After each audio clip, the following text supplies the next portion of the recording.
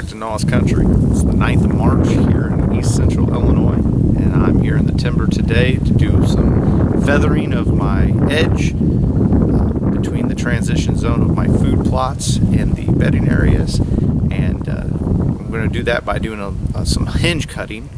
And here in my area, one of our biggest problems that we have is the invasive bush honeysuckle.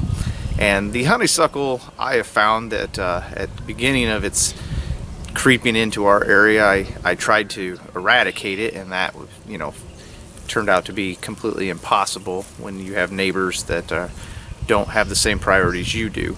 So what I've learned to do is to just contain it and to use it to my advantage. So I do select cuttings every time of the year about right now, where I can come in and cut a little bit out here and a little bit out there.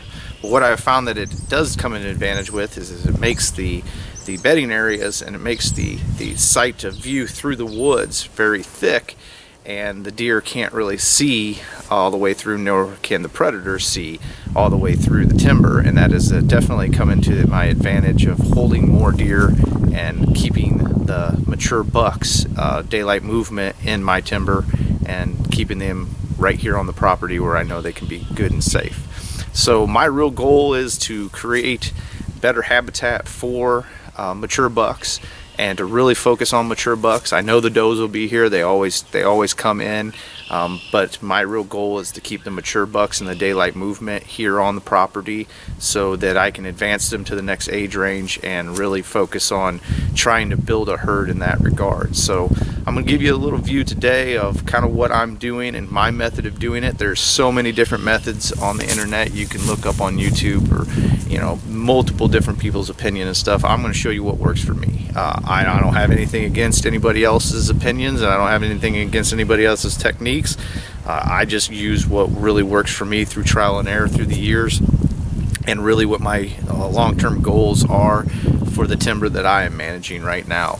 I have a lot of black walnut, so it doesn't do much value for the deer, but definitely has a lot of timber value for my family here on the property. So that's a priority to try to have a balance of the black walnut and with some oaks, and majority of the hackberries and elm are going to be what I'm going to be cutting today, to put those on the ground, whether it be a hinge cut or just a total cut, and then I'll squirt it and kill the tree in general. But I try to do as much more hinge cutting than I'd really do when it comes to killing the tree completely. If it's an Osage orange tree or a hawthorn or a black locust, then I will just kill those off completely. But I try to find that if I can put a lot of these trees that are really unwanted on the ground and open that canopy up, it has done a great job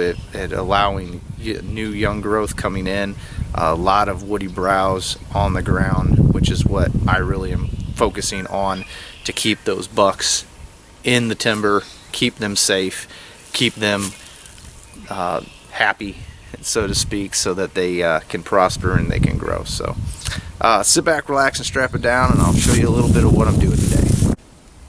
So you can see here, this is one of my transition zones.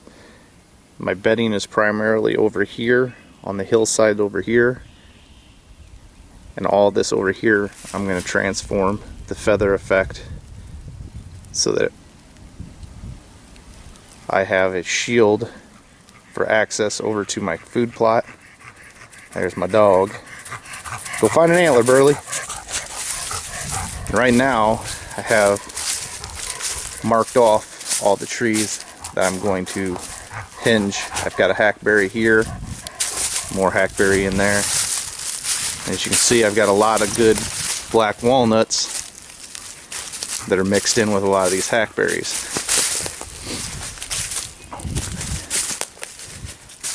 So what I'm looking for here is to really clean up. As you can see, Burley's running off there right now. I want to make it where you can't see him 50 yards up to 100 yards into the timber here. Right now, with all the undergrowth, a lot of raspberry mixed in with honeysuckle, I want to create more woody browse on the ground on top of what is already there. And this whole entire edge right here between the food, I want to make this thicker so that I can keep my does to bed right on the back side of it, close to the food, and my bucks then have the center of the woods in the sanctuary area that I do not go into or do not hunt at all during the season. The bucks can layer into there. I really want to try to do a layering effect here to really try to stack as many deer as I possibly can in here, comfortable, with as minimal pressure as I possibly can. So I'm going to come in here now with the chainsaw, and I'm going to go right along the edge, and I'm going to layer this as much as I can. You can probably see further down there I've got a lot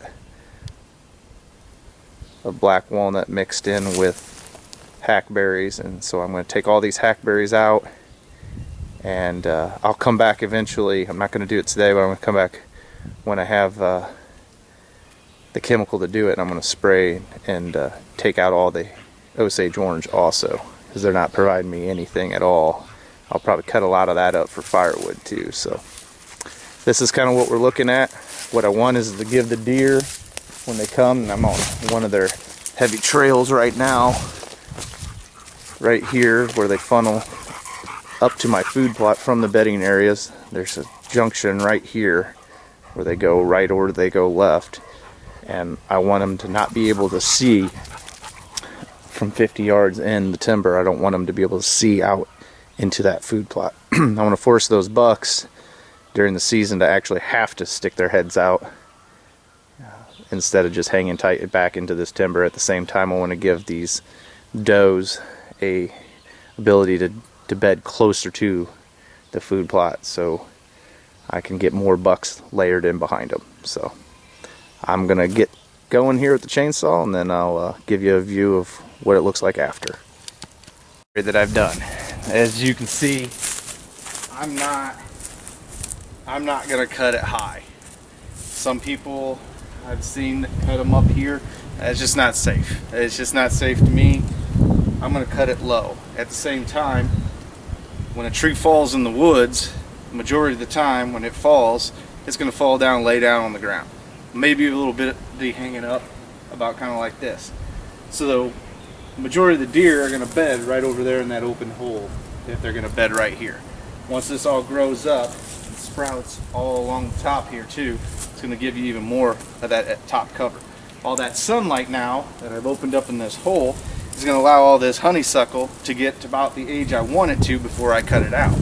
It gets about a year after this size of one here, it gets about this tall, that's going to be about right where I want it. Well, then that's going to give that side cover that I want to be able to hide underneath there anyway. So I don't really need to bring it up any higher. I want those deer to be able to still funnel through here, but at the same time have that side cover where if I'm making any movements around the edge here, I can get in. So this is exactly what I'm trying to do. I try to determine which way the tree is swaying before I even cut it, and then a lot of it I'm going to just go with that natural movement. I don't really want to put myself in an unsafe situation or anybody else that I'm working with in an unsafe situation by trying to do something crazy, cutting up too high, or trying to have a tree leaning this way and you're trying to move it this way. It's just not going to work that great. So finding the right trees to select to do this is part of the whole equation for me. This is exactly the kind of tree that I would want to work with, about the exact size of the tree. And as you can see, I cut through, and with these hackberries it kind of is the same thing. I cut through about probably 80% of the tree, and then I sit back and let it do its job. And a lot of times if you get that tree that's already swaying that way, which is what this one was doing, it's going to split perfectly, and it's still going to have plenty attached to it here to allow all those nutrients to keep this tree alive. I'll come back this summer and check on it, make sure if it does die, I'm just going to cut it off. I'm just going to cut the hinge off. I'm going to let that stump shoot up with some sprouts to it, and then allow the deer to eat that, because that's going to be candy to them too. There'll be small sprouts here, they'll come right up to it, they'll just chew on it and gnaw on it like crazy. So that's kind of the trees that I'm working with. That's about as big as I like to go. I don't like to go really any bigger than that when it comes to any trees. If I'm going to do with hinge cutting, if I'm going to go with a tree bigger than this, I'm just going to drop it to the ground, cut it down completely. So Next I'm going to show you kind of a smaller tree and what I do with the smaller trees and my technique with that. Alright, right here is a smaller hackberry, and this is basically kind of what I'm looking for with this. Now with this tree here, my trail is right here and it's coming through right here, and I don't want to close that off. That's a good trail for me. It goes basically right to the location of, I have two different stands that are set right here behind it, and I have another one that's just to the north of that. All three are set up for totally different winds. One set up for a south wind, one set up for a west wind, one set up for a northwest wind. So I can hunt all these three different stands off of the edge of this food plot in the transition zone between the bedding area and the food plot. And so I'm still going to try to funnel these deer right through this area right here. It goes right by a mock scrape, and it's a good point for the bucks that when they're cruising, they're going to come and check this area because they're going to know these does are going to be close to this edge. Instead of the does bedding further back into the timber and the bucks have to go even further back than that, now I can get those does right up here, make those bucks move a little bit earlier in the day, come out here in the daylight and move right there. So what I'm going to do with this tree here, this one, it's not really leaning one way or another. So what I use is I use bean pole. So I just get a regular bean pole here. Instead of using it to cut beans in the fields, I'll hook it on to a portion of the tree up higher, and I'll pull it right where I want it to go. And so I'm going to cut this tree. I'm going to, like I said before, I'm going to come in and I'm going to cut it about right here with the chainsaw. I'm going to go about 80% through the tree, and then I'll use the bean pole and I'll just move it the rest of the way myself with the bean pole standing off the side so it stays safe. So that's kind of what I use with this technique here. I'll cut it and then I'm going to show you how to do that. Alright, now so I've made my cut, it's right here. So I'm going to use my bean pole and I'm just going to pull that down slowly. I don't want to go too fast. I don't want that hinge to break loose. I want to stay that intact. So then I'll move to a different limb. I'll keep pulling down on it. And a lot of times you might get hung up. I'm hung up with a little tree right there. A little extra force here. And it's going to pull that tree down right where I want it. And I can get up here manually. Get it off of that tree there. And I got that right where I want it.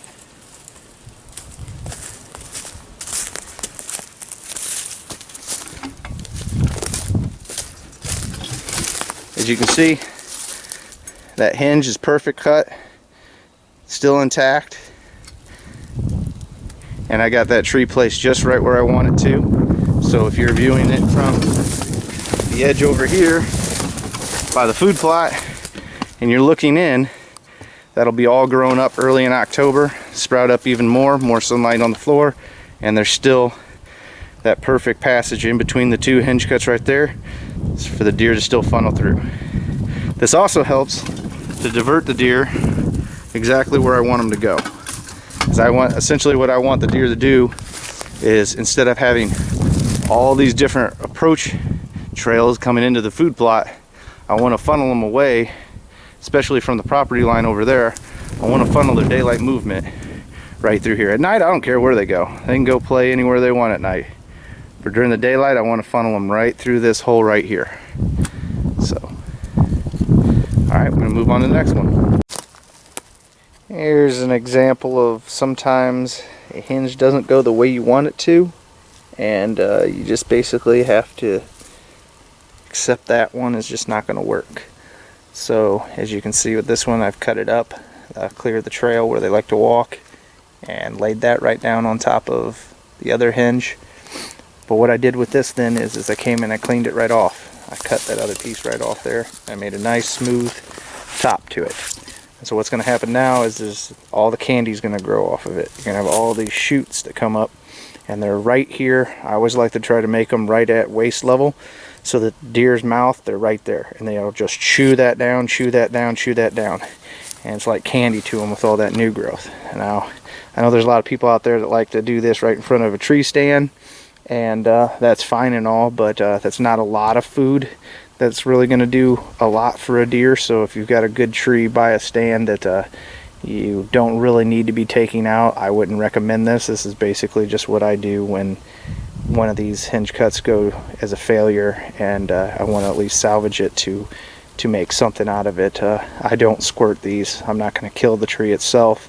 I'll let nature do its thing. Eventually the canopy will fill back over with good trees, and this will eventually die off. But I mean, this could last for another 10-20 years even if the deer just keep chewing it down and it keeps sprouting itself back up. But I keep monitoring these in the off seasons and make sure that they don't get too out of control and wild. Otherwise it'll just grow limbs back into it just like a regular tree. But you can hinge those off then and make this into something. So even though it seems like a fail, it's not always a fail, so don't give up on it. Alright folks, I am 50 yards into the woods looking out in the deer's view of what they will see. Right here is the main trail that splits into two that I was telling you about. And now with the hinge cut,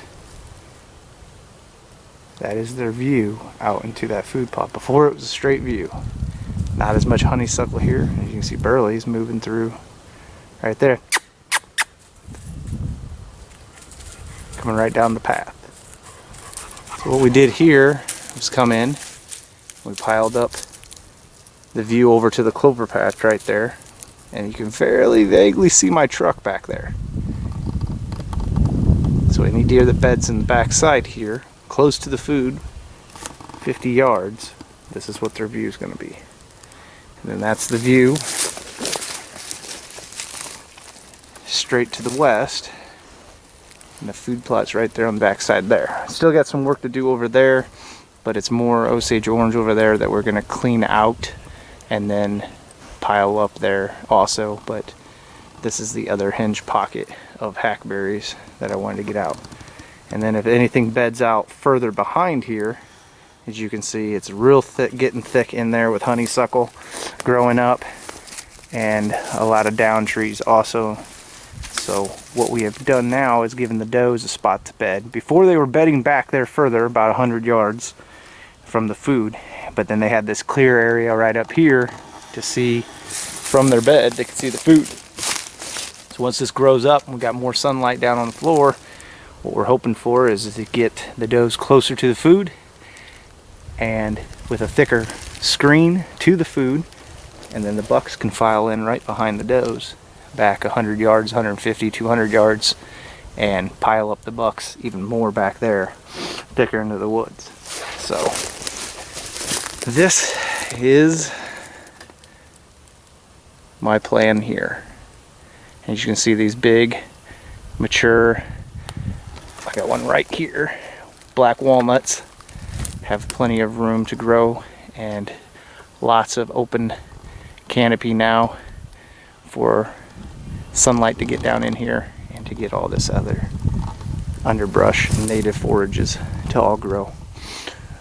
And like I said before, I'm gonna come back in and hinge probably in 3 years, hinge all the growth that comes off of these that stays growing, and so that we have even more to pile up on top of everything else. But this is the project for this farm. Thanks. We meet the food plot. I'm on a four-wheeler trail right here that we have. This is manicured all the time. And then back behind me here, it used to be a pretty clear shot. And we have a tree stand that's just right up the hedgerow right here. And it was very hard to get out of that tree stand. You had to really wait a little bit extra in the evenings, and it was real hard to really slip in and out of that tree stand during the day because of the fact that when the wind coming from the northeast, which is about the only good stand to hit, the only access was really from the other property. And the biggest problem was if you had deer that were bedded 100 yards into the timber here, they could see you. Well, they cannot no longer. Now this area right here is hinged. This is probably the most excessive spot that I did of actually hinge work. What I did here was basically set up a good screen. The honeysuckle is now blended in with that, all that woody browse that'll be down on the ground now. This was 100% hackberry that I cut here. This little hackberry grove that essentially was growing, and there's a lot of good young walnuts growing here, which, like I said, was my target species to actually keep. And what I will probably come in here and do next is I'll bring in some red osier dogwood and plant it here, because I have lots of sunlight now down onto the floor, And so everything that's off of the food plot, a good 50 yards off the food plot, that's where I start putting that red osier in there. The stuff that I hinged and put down on the ground, I will continue to come back and cut it and hinge it excessively as the new growth grows. So all that new growth, I'll actually hinge that new growth and just kind of keep it all down low so it's a nice good screen right through here. Now we'll be able to access that tree stand that's right behind me here in the hedgerow with every good wind that we really need to get in here, and with anytime really during the day or getting out at the evening, which is top priority for us because we're not sitting right on the food plot. We're off of the food plot, don't want to be right on top of the food plot, but it's still one of those where if the deer are coming or going, you're still, you know, bumping them as you're getting in and out of that stand. And so really trying to prevent that at all. My biggest goal is to make the deer not even know that they're being hunted, to be as calm and collected as they possibly can be and as low pressure as possible. So what I'm hoping here is too is if my neighbor wants to go walk on their side, there's this thick nasty wall that's protecting my deer from even being able to be seen by that neighbor or by the farmer or whoever would be on the other side of the hedgerow here. Nothing can see in there, human wise, predator wise, and the deer can't see out, so they feel nice and secure on the back side of that, whereas where I really want them to be is on the back side of all of this that is cut here. So as you can see with the different trees, most of them did very well. There's a couple that hung up on some branches, but I find that the high winds in our area will eventually knock those down. So this is kind of my my screen setup that I have in this particular part, and I'm not a big I'm more of a pocket hinge cutter. I don't really necessarily believe that you should go in and hinge cut everything that you possibly have, but some parts of this timber here were very thin compared to others. Some of it is kind of a natural new generational growth with old growth, so it works out really good to have that diversity, and that's what I really want, is a lot of diversity in this timber. So I've got my good wood timber value species still up with, now they're cleared out and have great access to the sunlight, so they'll take off really good. So we still have that timber value, and we have a lot of wildlife value at the same time. You know, thanks for watching and subscribing to the channel. Thanks for coming back for all those who have, and I'll try to keep coming with more content to bring towards you. So this is Noah's Country. Thanks for watching.